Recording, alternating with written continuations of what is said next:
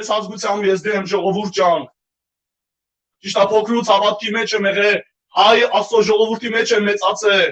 բայց իրականում իմ սրտի մեջ էլ կացավ եւ ամեն օր աղոթք եմ անում մեր եզդի ժողովրդի համար, որտեղ իր մեծ ողորմությունն անի։ Եվրոպայում, Ռուսաստանում, Հայաստանում, Վրաստանում շատ եզդիկ ու եղբայրեր ունենք։ Այո, ես հավատում եմ, որ փրկվածների թիվը էլի ավելանալու։ Եվ այս խոսքը, որ Պողոս առաքյալն ասում է, ուր դել ավելի եղավ մեղքը,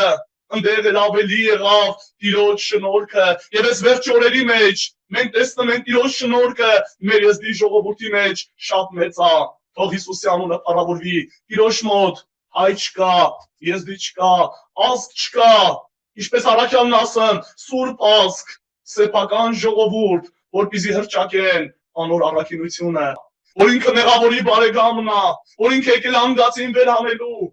Եվ հիշում եք, որ Տեր Հիսուսը մտավ Աստծո տաճարը, իրան տվեցին Եսայի մարգարեի գիրքը, բացեց գտավ այնտեղը ու կարդաց. Տիրոջ հոգին իմ վրաս է, զի սոցեց աղքատներին ավետարան քարոզելու, կոդրած սիրտ ունեցողները բժշկելու,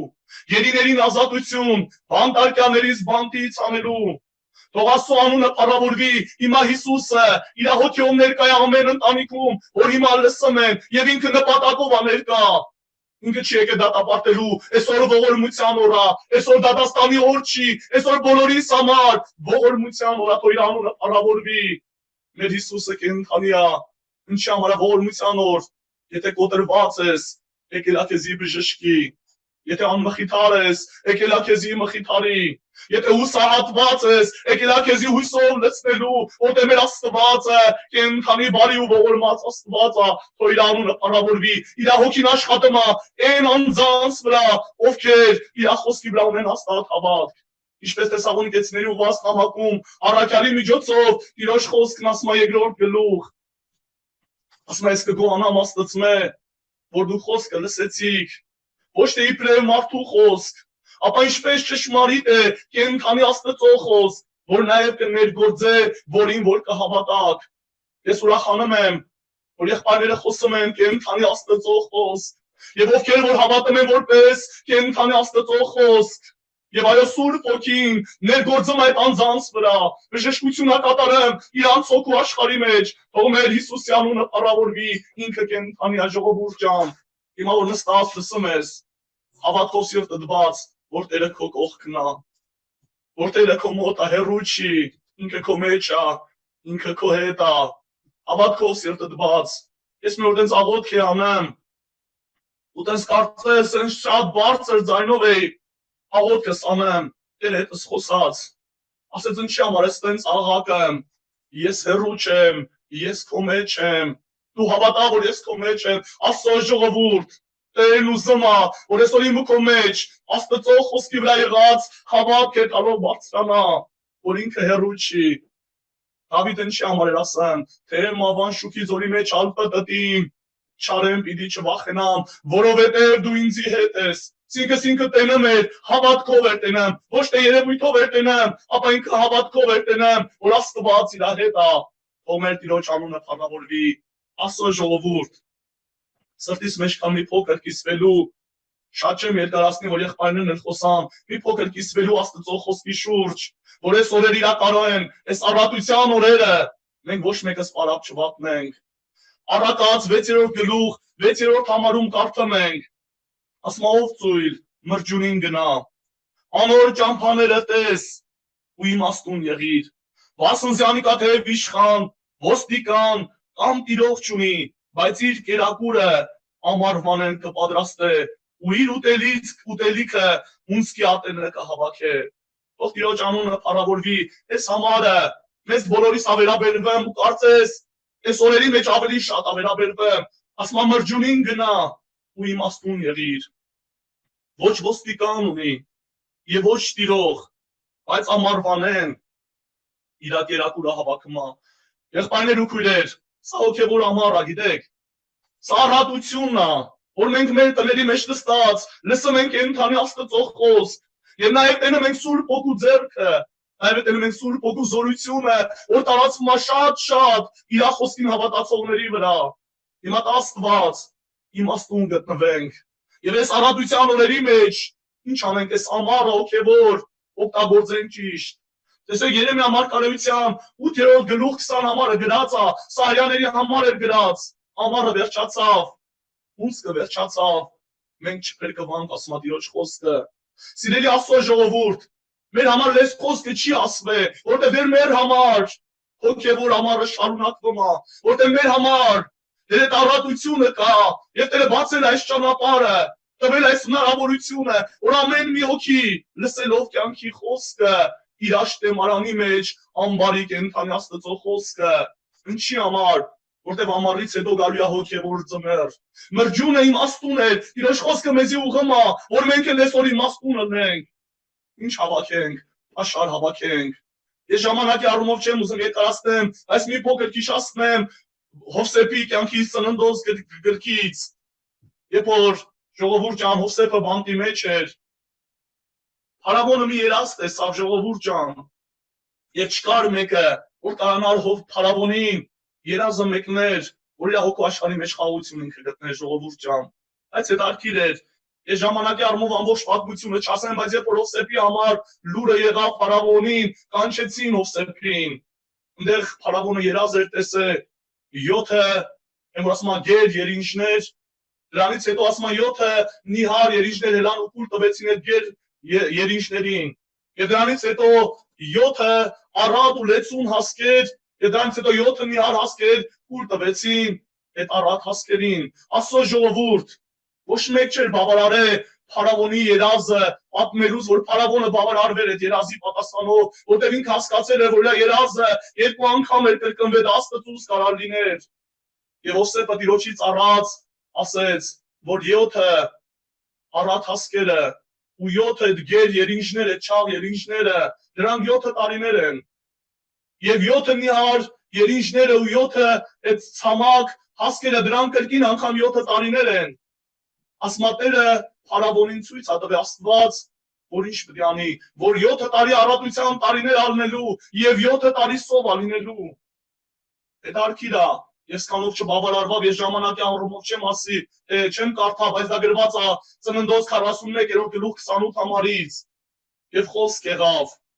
եւ Հովսեփը խորհուրդ տվեց փարավոնին։ Ասես գտի մի իմաստուն մարդ, որ այդ առատության 7 տարիների մեջ շատ պաշար կհավաքի։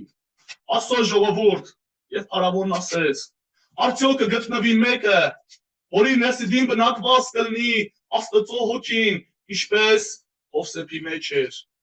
Սիրելի Աստծո ժողովուրդ, հետարքիր է, մեր մեջ էլ կա այդ հոգին։ Եվ Տերն է մեզի տալում իմաստություն, հա բոլորիս, որ այս առատության տարիների մեջ պաշար հավաքենք։ Եվ տեսեք, երբ որ Հովսեփին դրեցին այդ ամբողջ Իսրայելի վրա կառավարիչ, ես ուզում եմ կարդամ Ծննդոց 41-րդ գլուխ 46 համարից։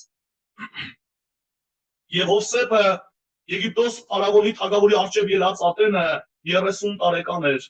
Հովսեփը փարավոնի առջև ելավ ու Եգիպտոսի բոլոր երկիրը պտտեցավ եւ առատության 7 տարիների մեջ երկիրը խիստ շատ արդյունք տվավ։ Եգիպտոսի 7 տարիներու բոլոր պաշարը հավաքեց ու քաղաքներու մեջ դրավ պաշարը։ Ամեն քաղաքի բոլորտիկը եղած արտերուն պաշարը նույն քաղաքի մեջ դրավ։ Հովսեփը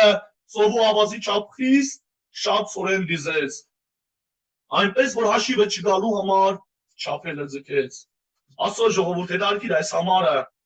հետարքիր Հովսեփը շատ պաշար հավաքեց, ասում այնքան շատ հավաքեց, որ հաշիվը չգալու համար չափելը ձգեց։ Աստծո ժողովուրդ, Աստծո խոսքը մեզի հորդորում է, որ Աստծո խոսքը մեր մեջ բնակվի առատապես։ Այս օրերը դա այդ օրերն է, որ ես ամեն օր թաքցնեմ Աստծո խոսքը իմ սրտի մեջ։ Դավիթը դա լավ էր հասկացել եւ գրում էր 119 Սաղմոսի մեջ. ես քո խոսքերը թաքցրեցի իմ սրտի մեջ, որպեսզի քո առջև չմերկանչեմ։ Թող մեր Տիրոջ անունը փառավորվի եւ այդ առատության տարիները 7-ն էին։ 7 տարիները ժողովուրդ ջան ավարտվավ եւ դրանից հետո եկավ սովի 7 տարիները։ Դա մենակ Հովսեփի համար չէր առատություն, այդ առատությունը բոլոր Եգիպտոսում կար ժողովուրդ ջան, բայց բոլորը իմաստուն չէին գտնվել, բոլորը չէին որ ծորեն էին հավաքել, ճիշտ է շատ մարդիկ շատ բան էին հավաքել, բայց Հովսեփը հավաքում էր ծորեն, ամբարում էր ծորեն, Այսօր հերթին լուքոննա, այս առատության օրերի մեջ ես ու դու ինչ ենք հավաքում։ Այս ժամանակի առումով խոսքս հեսա կվերջացնեմ, ես ուզում եմ կարդալ նույն ծննդոց 47-րդ գլուխ,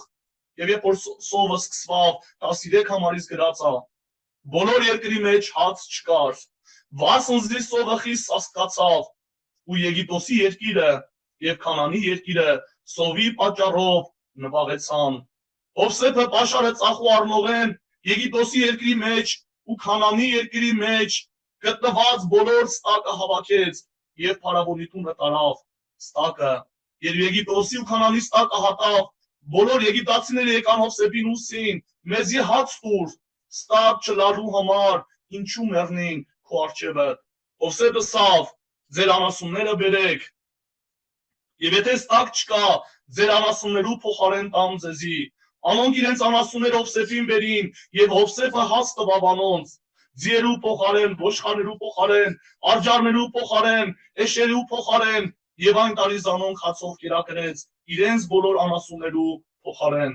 Աստծո ժողովուրդ, դու շարունակություն եք կկարդաք, հետարքիր ա գիտեք, Աստծո խոսքը ցույց ա տալը, այս առատության տարիների մեջ շատերը շատ բան էին հավաքել, ստակ էին հավաքել, անասուններ էին առել, շարունակության մեջ ասում արտերը բերեցին, մեր արտերն ու մեր անձն ասում մնացել, հետել տանք։ Աստծո ժողովուրդ, որ մեկի ստակ պետք չէ, այսինքն զգումար, մարմնի մեջ են, երկրի վրա են, որ մեկից պետք չի, բոլորիս ասա պետք։ Եթե մեկը գյուղացի անասուն ապան, դա էլ ա պետք, եթե մեկը գյուղացի հողամշական, դա էլ ա պետք։ Տերը չի ասում չանել, չեն թակարհակը, ասում եթե մեկը ծույլ ա թող հաց էլ չուտի, այդ ինչն էր պատճառը, որ այս մարդիկ սրա հետ միասին ծորեն չէին ամբարը իրանց դեմարանների մեջ։ Հիմա Աստծո խոսքը մեզի կանգնեցնում է, որ եթե մենք առաջի տեղը չենք տալում Տիրոջը, որ ասում Աստծո թագավորությունը փնտրելուն, եթե չենք տալեմ այդ ծորեն ամբարելու մեր սրտի մեջ, որ գրած է, եկան փորձելով Տեր Հիսուսին, ասին հարկա, որ կայսրին տուրք տանք։ Տեր Հիսուսն ասեց ինչի համար եք ընձի փորձեմ, մի դահեկան տվեք, եւ երբ որ դահեկանը տվեցին, ցույց տվեց, ասեց սա ում պատկերն ու գիրն է, ասեցին կայսրինն է, եւ Հիսուսն ասեց, զայն որ կայսրին է, կայսրին տվեք, եւ զայն որ Աստծուն է, Աստծուն տվեք։ Աստծո ժողովուրդ, իրականում Տերը մեզի հորդորում է,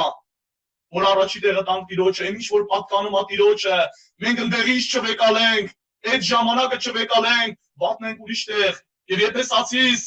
Աստծո խոսքի մեջ Եփեսացիս 5-րդ գլուխ 15-16 համարում ասում է ժամանակը ծախու առեք, որովհետև օրերը չարեն։ Աստծո ժողովուրդ, թող Տերը օրհնի ձեզ բոլորին, իմ հորդորն է Քրիստոսով, որ այս առատության օրերի մեջ ամեն օր մենք այս աշխարհը ամբարենք մեր շտեմարանների մեջ։ Թող Աստված օրհնի ձեզ, թող Տերը զորացնի ձեզ։ Ամեն։